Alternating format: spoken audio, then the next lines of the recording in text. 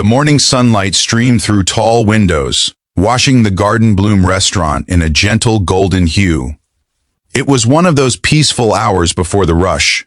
Quiet clinks of plates, the hiss of the espresso machine, and the scent of roasted coffee drifting through the air.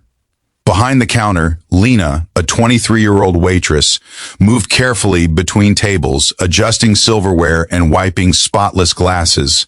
Her gray and white checkered uniform was neatly pressed, the little hummingbird stitched on her apron catching the morning light. Her brown hair was braided into two soft plaits that framed her tired but hopeful face. Lena's smile carried a story few people knew. Her mother had passed away 2 years ago, leaving behind only memories, a younger brother to care for, and a small silver necklace that Lena wore every day, a heart-shaped pendant engraved with the name Ella. She didn't know its history. Her mother had simply said, "Keep it close. It will remind you that love never leaves." Outside, the city hummed to life. Inside, Lena poured coffee, greeted regulars, and hid the fatigue behind her kind smile. Her co-workers often teased her for always being so gentle, but she would just shrug. "Kindness doesn't cost anything," she'd whisper. Then the restaurant door opened, and Fate walked in wearing a navy suit. The man moved with quiet authority, tall and composed, every step measured. He looked around once, scanning the room as though it belonged to him. The manager straightened his tie instantly. "That's Mr. Jonathan Grant," he whispered, awe in his voice, "CEO of Grant Holdings." Lena didn't recognize the name. She only saw a man who looked powerful but somehow lonely. She picked up a jug of water and approached him with her usual grace. "Good morning, sir," she said softly. "Would you like some water before your meal?" He nodded, distracted by his phone. Lena leaned slightly as she poured, and that's when it happened. The sunlight caught the edge of her necklace. The tiny silver pendant shimmered just enough for Mr. Grant to notice. He froze, his eyes locked on the charm like he had seen a ghost. "Excuse me," he said suddenly, his voice low but sharp. "Where did you get that necklace?" Lena blinked, startled. "This?" She touched the pendant nervously. "It was my mother's. She gave it to me before she passed." He stood up slowly, disbelief in his eyes. "Your mother gave it to you?" "Yes, sir," she said, confused. "She said it belonged to someone very dear to her." The restaurant went still. Even the faint music seemed to fade. Mr. Grant's lips trembled. "That necklace, it belonged to my daughter." The words struck the air like thunder. A few guests nearby turned, sensing something unfolding. Lena stepped back, her heartbeat echoing in her ears. "Your daughter," she whispered. He nodded. "Ella Grant. She died 10 years ago." Gasps rippled through the quiet restaurant. Lena's hand tightened around the pendant. "Sir, I think there must be a mistake. My mother's name was Sarah Miller." Mr. Grant sank into his chair, eyes wet. "Sarah," he breathed. "Your mother was my daughter's nanny. She took care of Ella after my wife passed." His voice broke. "When Ella died, Sarah disappeared. I tried to find her, to thank her for everything she did for us. I never could." Lena's vision blurred. "My mother never told me she worked for you," she said softly. "Only that she once cared for a little girl who changed her life." Tears filled Mr. Grant's eyes. "That little girl was my Ella. She loved your mother. And that necklace," he paused, voice shaking, "was the last thing I ever gave my daughter." The restaurant was silent. A few people wiped their eyes.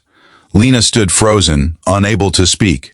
"If this story already touched your heart," the narrator's voice would say here, "gentle and slow, take a second to like this video. Your one click spreads kindness." Mr. Grant looked at Lena again, softer now. "May I?" he asked quietly, motioning toward the pendant. She nodded, and he gently turned it over.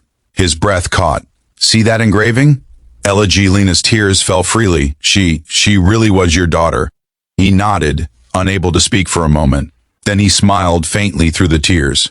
"You have her kindness in your eyes. Sarah must have loved her so deeply that she carried a piece of Ella with her." Lena looked down at the pendant, trembling. "She used to tell me that love doesn't die, it just changes who carries it." The man's lips quivered. She was right. That day, something shifted between them. Grief and fate intertwined. Mr. Grant didn't leave after his meal. He sat quietly, talking to Lena about her mother, about Ella, about all the years lost. The restaurant, once filled with noise, seemed to hold its breath around their reunion. Over the next few days, he returned. Each morning, he'd take the same seat by the window, and Lena would bring his coffee and water with that same soft smile. They talked more about her late mother's kindness, her struggles raising her brother, and his long years buried in work to escape pain. For the first time in a decade, Jonathan Grant felt alive again. One quiet morning, he asked her to sit. The breakfast crowd had gone and only soft piano music played in the background. "Lena," he said, "you remind me of Ella, you and your mother both. You've given me something I didn't think I'd feel again, peace." She smiled faintly. "I think my mom would be happy to know she brought you some comfort." He took a breath, then reached into his pocket and placed a small velvet box on the table. Inside was a delicate silver bracelet with half a heart charm, the missing half of Lena's pendant. Her breath caught. "It matches," she whispered. He nodded, voice trembling. "They belong together just like our stories. If you believe kindness still exists." The narrator's voice would say softly, "Comment A and tell us which part of this story touched you most." A week later, Lena arrived at the restaurant to find an envelope waiting on her tray. Her name was written in elegant handwriting. Inside was a letter and a folded check. "Dear Lena, you reminded me that kindness never dies, it only hides, waiting to be found again. In memory of Sarah and Ella, I want to help you continue their legacy. This check covers your education and your brother's future. It's the least I can do for the love your mother gave us." With gratitude, Jonathan Grant, her hands trembled. The check was large enough to change their lives forever, but it wasn't the money that made her cry. It was the love behind it. She pressed the letter to her heart, tears falling silently as her coworkers gathered around her. Move beyond words. If stories like this remind you that the world still has good people in it, the narrator would whisper gently, hit that like button. Weeks passed and Mr. Grant left for an overseas project. The restaurant felt emptier without him, but Lena carried the warmth of their connection wherever she went. One afternoon, a courier arrived with a white box tied with a golden ribbon. Inside was a framed photograph of a little girl with bright eyes and a joyful smile, Ella. Around her neck was the same heart pendant Lena now wore. Beneath the frame was a note, "She would have liked you. Thank you for carrying her kindness forward." Lena pressed the frame to her chest, crying quietly. The sunlight streamed through the window, catching the edge of the silver necklace like a blessing. She looked up and whispered, "Mom, you were right. Love never really leaves." That evening, as she stepped outside, the city lights sparkled like tiny promises. She breathed deeply, feeling lighter, warmer, whole. And somewhere far away, a man looked out from a hotel balcony, watching the same sunset, whispering a quiet thank you. To a waitress, to a mother, to a daughter, and to the kindness that had somehow found its way home again. If this story warmed your heart, the final narration would say softly, "Subscribe to Everyday Heroes.